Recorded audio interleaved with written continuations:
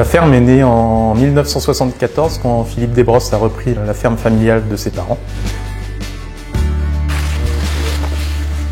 Au sein de la ferme de Sainte-Marthe, on produit des semences potagères, florales et aromatiques, uniquement sur des variétés non hybrides et des variétés anciennes. On produit aussi en agriculture biologique, uniquement en France, et des tout petits lots.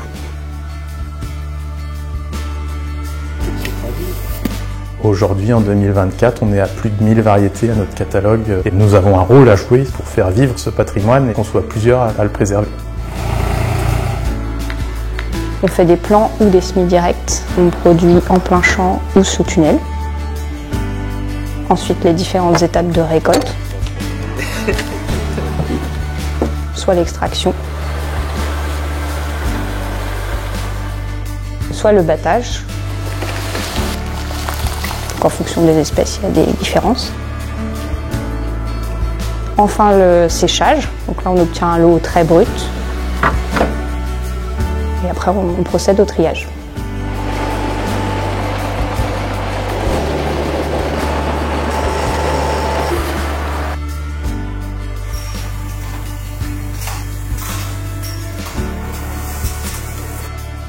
D'où vient une graine?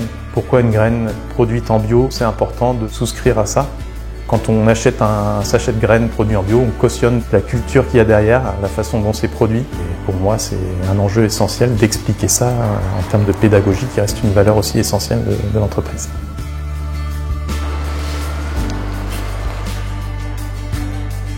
Le projet qu'on s'est mis un peu en tête depuis des années avec Arnaud, c'est d'aller de la graine à l'assiette. Donc les graines, les plants, les légumes frais, les légumes transformés et l'assiette, puisqu'on se situe ici dans le restaurant Le Pois Gourmand, donc un ami qui a déménagé son restaurant sur notre terrain.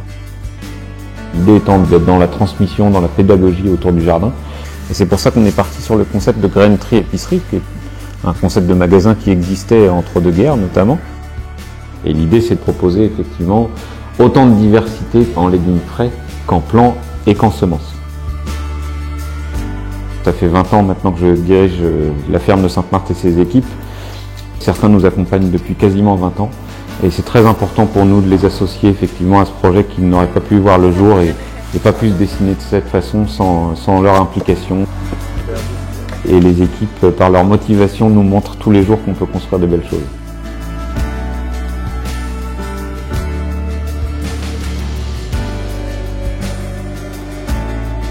La nature reprend facilement ses droits en fait. Dès qu'on la laisse un peu tranquille, on a vu en période de Covid effectivement la faune a repris sa place, la flore a repris sa place.